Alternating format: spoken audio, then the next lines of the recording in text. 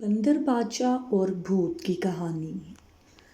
एक घने जंगल में बंदरों का एक गिरोह रहता था। बंदरों का बादशाह बहुत अक्लमंद था।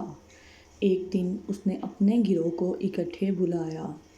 मेरे प्यारे बंदरों, हम खुशकिस्मत हैं कि इस खूबसूरत जंगल में रहते हैं, लेकिन खबरदार, दरख्त और पौधे हरे भरे और सरसब्ज हो सकते हैं, लेकिन उनमें बहुत से जहरीले फल होते हैं।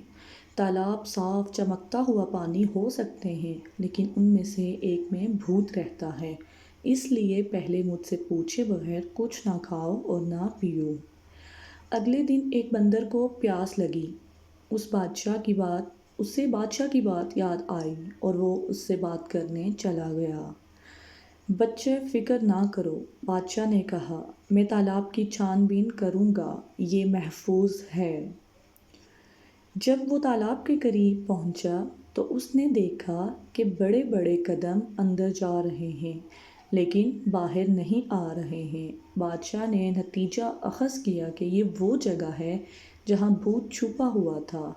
सब बंदर रोने लगे, इस फिक्र में कि वो पानी कैसे पिएंगे। बादशाह ने उन्हें तसल्ली दी और भूत का मुकाबला करने चला गया।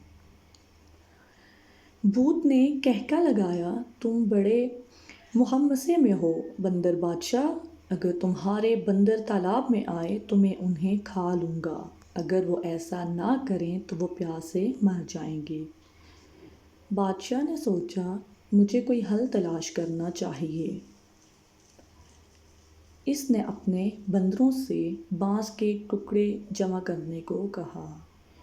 खोखली बांस की छड़ियों को आपस में जोड़कर उसने एक बड़ा पाइप बनाया जो तालाब का पानी चूसता था। बंदर अपने दिल की ख्वाहिश के मुताबिक पीने के काबिल थे।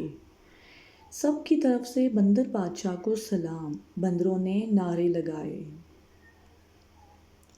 वो भूत जिसे बंदर बादशाह ने अपनी समझदारी से शिकस्त दे दी थी, वो लंबे चेहरे के साथ तालाब में वापस चला गया। जब चीज़ें मुश्किल लगीं तो कभी हिम्मत ना हारें, बंदर बादशाह की तरह बासबर और होशियार रहें।